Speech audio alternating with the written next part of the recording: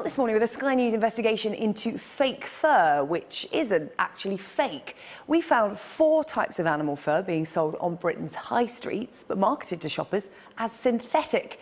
Experts identified items consistent with rabbit, raccoon dog, mink and even cat fur, with the products missold online in bargain shops and even in one of the country's biggest department stores.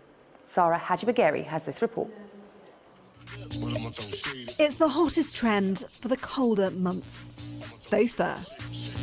But can you trust that what you're being sold is really synthetic? A Sky News investigation has found real animal fur being sold on the British high street, but falsely advertised to shoppers as fake. And we aren't talking back alleys, we hit the most famous shopping streets in the UK with the head of an animal protection charity.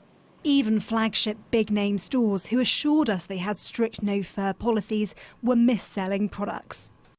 These feel really soft. It's just fake fur, so we're not allowed to sell anything with real fur. So we've just bought these gloves. They're being sold as faux fur for only £30. What do you think they're actually made of? So it's definitely real animal fur and most likely to be a rabbit fur. Life comes cheap in Asia's fur farms, and so you can pick up real fur in the UK at bargain basement prices. What's it made out of? It's not real. Just textile, bro. It's not fur. I just definitely don't want to buy fur. If it's fur, it's not as cheap. But we came out with a pair of shoes and a beanie, which were not fake, but the real deal. The vast majority of people wouldn't think that you could get this much fur on a hat for £10. In this case, it says made in China, all synthetic. But this is certainly not synthetic. This is real animal fur. You can tell from the way that the ends of the fur taper. We also bought several pairs of shoes from fast fashion outlet Misguided and had our shopping haul tested by a fibres expert. So we sent you the items from our shopping trip, and what did you find? I found that they were all genuine animal fur and that there were a range of species. I found rabbit, raccoon dog, cat and mink. In your experience, how common is it to find these species on the high street? It's becoming increasingly common. Particularly, I would say, over the past 5 years. Rabbit is fairly common and mink is moderately common. Cat is highly unusual. These shapes and these distances and the profiles, the prominence, everything is characteristic of cat. The raccoon dog is becoming more common. You might not have seen this creature before, but its fur has been creeping into retail supply chains. Taz is a 1-year-old raccoon dog. If you see his fur coat here and have a feel of it, it's really soft and dense. And it's that soft, dense fur which not only keeps him safe in the harsh climates of Southeast Asia, but it also makes him quite appealing to the fur trade. That, combined with massive litters of anywhere up to 16 individuals from one set of parents, they are being mass farmed now, and often skinned alive. It's that cruelty that fashion and animal lover Donna has always tried to avoid. I love clothes, but I would never ever knowingly buy fur. It's not something I agree with at all.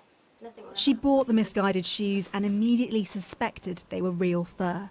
Touching it was just too soft, too animal-like for it to be fake. I knew in an instant through basically looking at the skin that it was backed onto that I could see it's pelt and it's not fabric.